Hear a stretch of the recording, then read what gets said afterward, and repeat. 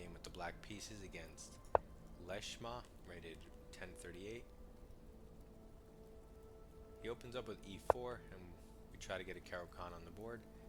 This is our third or fourth time when they went bishop c4, and we play d5, going into the Hillbilly attack. They take the pawn, and now we're forced to recapture for free, hitting the bishop. Now the bishop has to spend an entire turn moving, and we get to develop. We simply bring a minor piece to its most natural square and control the center.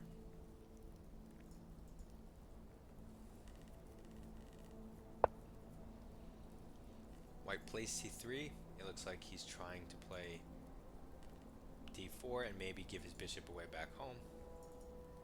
That's fine. I'm now going to develop my other knight to its best and most natural square, looking at the center. White plays d4, creating this pawn chain and developing his bishop.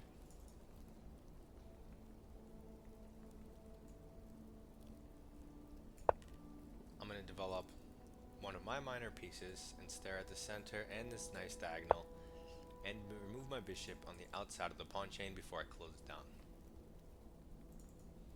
So he does the same thing and brings his bishop out, looks at this nice dark diagonal towards the center. It makes sense. So now we go e6, creating our pawn chain and opening up our dark square bishop so we can develop. Now white chooses on his own to make a move with the same piece twice, and for no good reason. He puts the bishop in the center instead of developing a new piece, but this allows me to trade my knight for his bishop, his dark square bishop, which is quite a nice bishop looking at this diagonal, and I'll be the only one left with the dark square bishop. So I am kind of eager to take this trade. Let me just see what other moves I have. Anything forcing?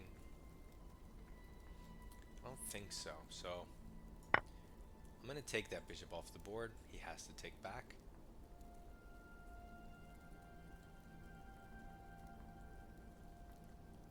And then we can move our knight and attack the pawn.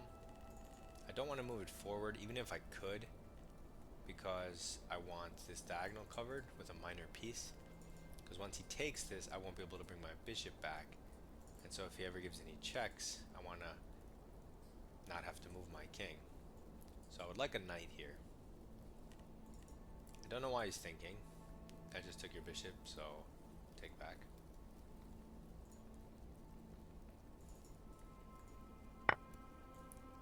And now we have a forced move. We choose this option to cover the diagonal while attacking a pawn. It covers the pawn with the queen, but it doesn't develop a minor piece, so we don't mind seeing it.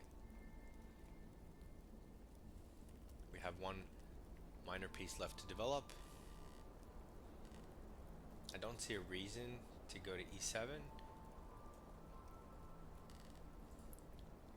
unless you want to keep c5 open for the knight, which is a possibility, but maybe a bit unnecessary. Hard to say. If you do put it here and he brings the bishop back, are you walking into potential b4s? I mean, you can always play a5 and cement a piece there. We can also try to develop and, for free, let's say, it comes with threats, or develop here and try to induce weaknesses. We have lots of options. You can bring the bishop out wherever you want. So queen here does come with a nice threat. How do you defend that threat?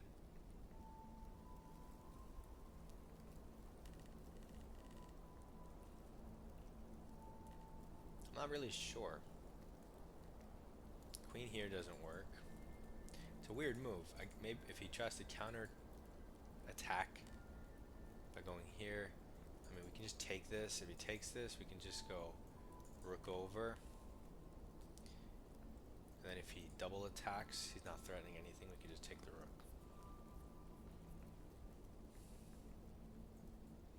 Okay, so instead of developing my bishop, I'm going to make a more forcing move, because developing the bishop isn't forcing. It doesn't limit his options. That's how you know it's not forcing. This queen move absolutely limits his options, so it's more forcing. If I gave him a check, then that's more forcing. So even here I have this possibility of this check. If, for example, he went to block with the queen, maybe he has to run into this. So if I give this check and he blocks with the bishop, he's bringing pieces back home. It's weird. So he chooses to defend the pawn this way, but this creates light square weaknesses, and his light square bishop's on the other side of the board. A bit odd. Anytime he puts a knight here, he's walking into weird pins on the light squares. But I think our queen kind of did a job. It provoked weaknesses, it developed for free. And like I'm mentioning, this check is quite disruptive. Queen back loses material, bishop back kind of just looks terrible. So I'm definitely just going to throw this in, another free move that improves the position as a whole by making white's position worse. Because now this bishop's not even, like, what's it looking at? It's weird. His rooks are so far from being connected. It's hard for him to develop without losing anything.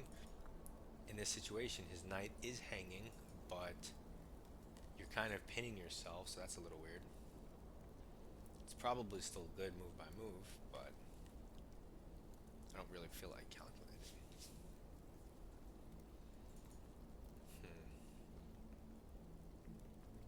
So if I take this, I mean,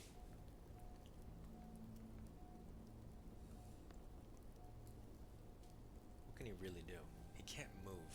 So even though I can't move my bishop, I have like 5 turns to figure it out, I feel like.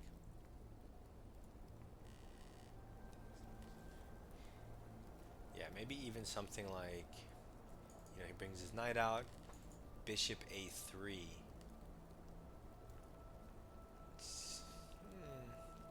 I mean, he doesn't have to take though, and give you this. So here, bishop a3. What if he just...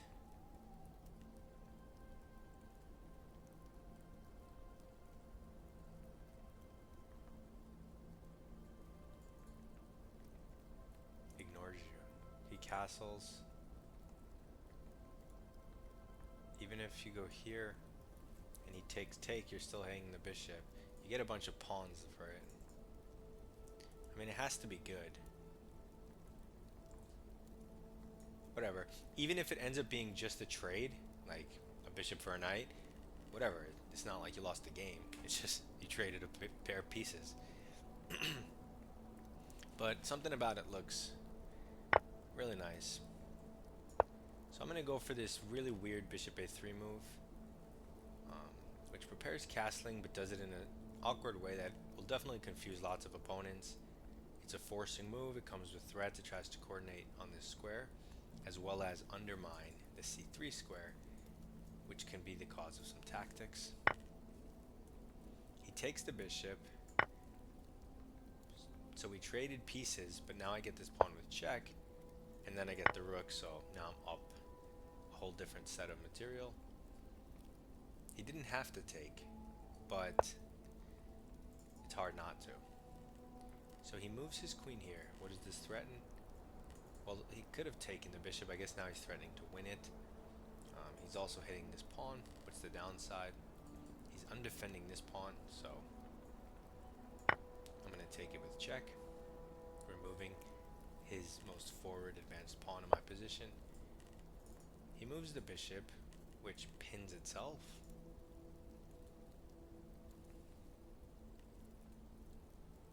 I mean, we have options. We're up 7 points of material, so I'm going to castle. The nonchalant move, hanging 2 pieces at once. Whichever one he takes, he has to waste time, and he should be running into further problems by spending time taking pieces. So now the knight is hanging. Do we have any forcing moves? Yes. This looks pretty forcing, so instead of moving the knight, I'm going to pressure the knight and attack the rook. It's a stronger threat. One side benefit of this move is that it opens up this square for the knight. So if I did want to move the knight next move, I have a beautiful central square. Because last turn, right here, I don't have... I mean, I have knight to f6, but it's not as good as...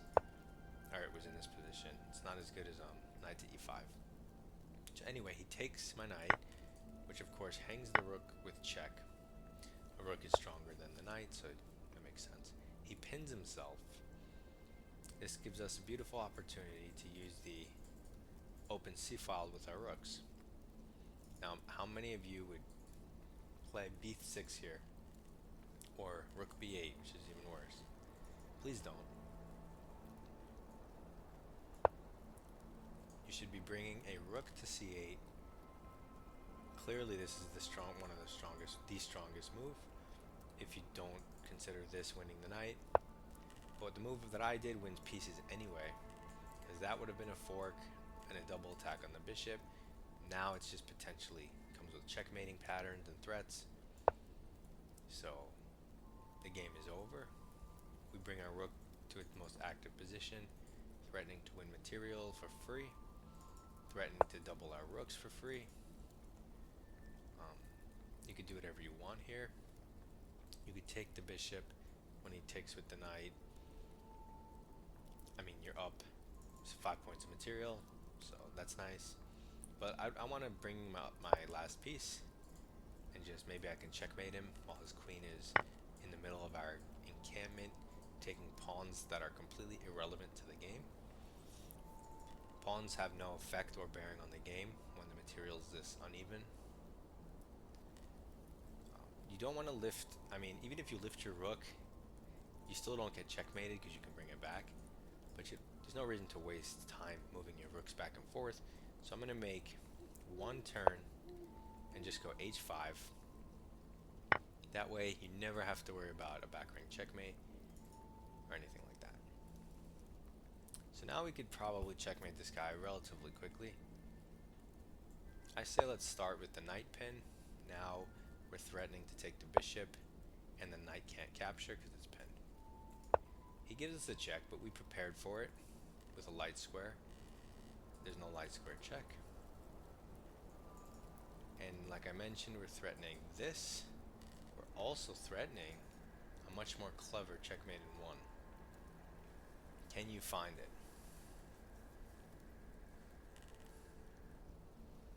Queen here, because the knight is pinned. Cuts this off, the rook cuts this off. So that's a cool move.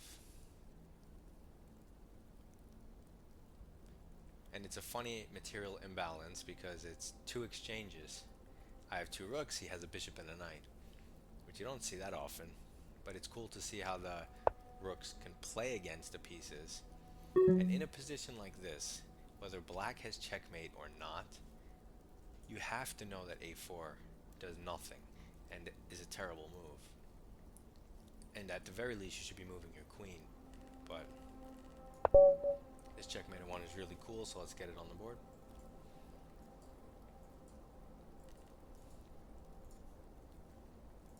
And let's go through the game. So we do get a Caro-Kann on the board.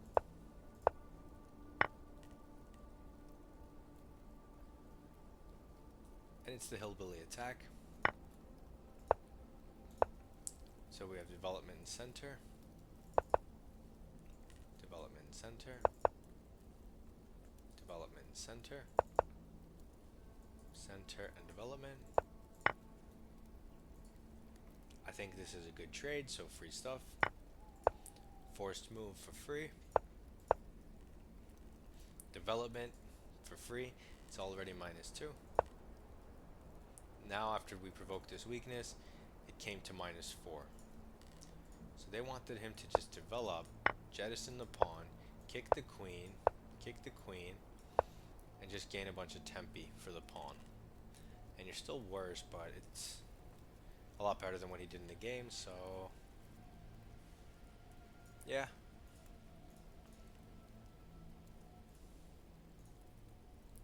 Okay, so he did this.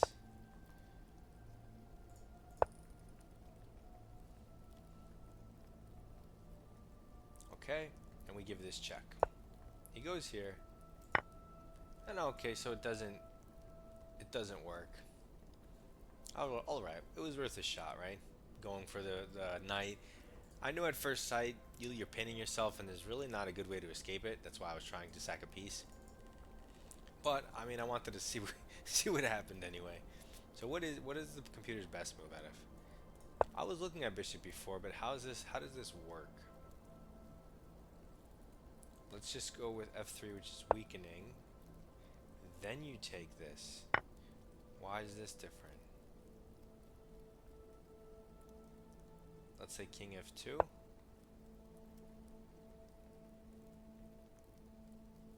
Long castle.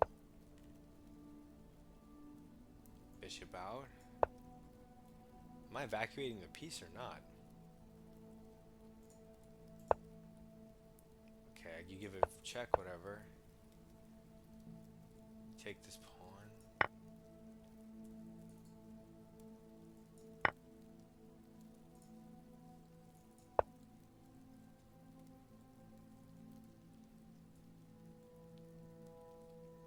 Okay, if he doesn't play f3 and instead develops the knight, you take it, and when he takes, you take this. Okay, so the whole idea is to try to deflect the queen so you can take this pawn.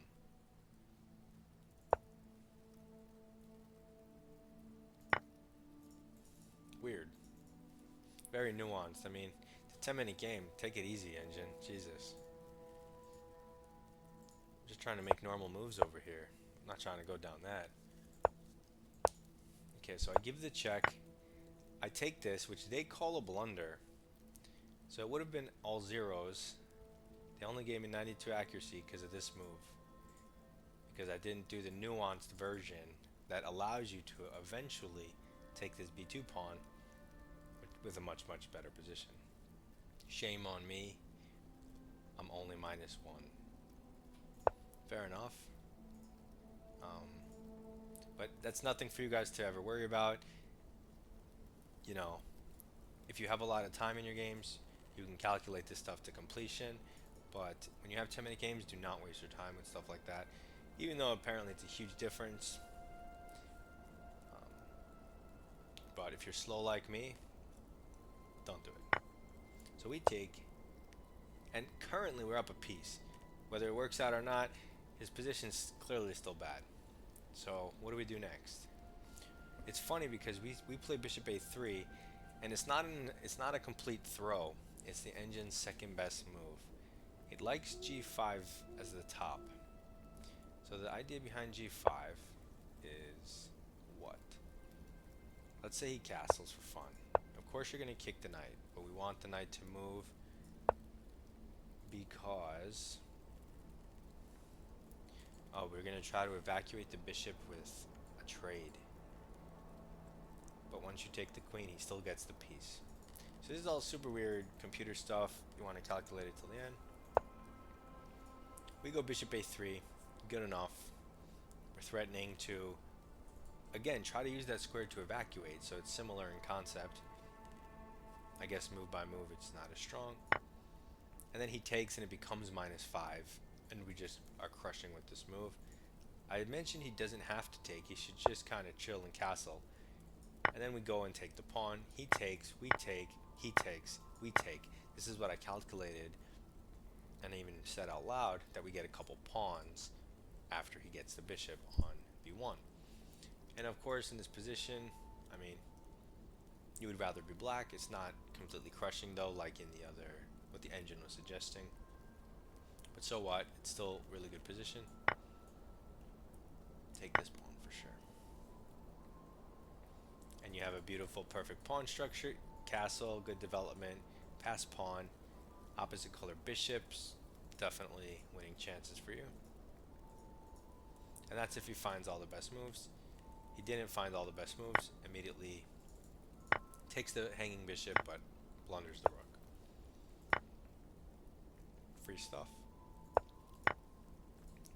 Free stuff.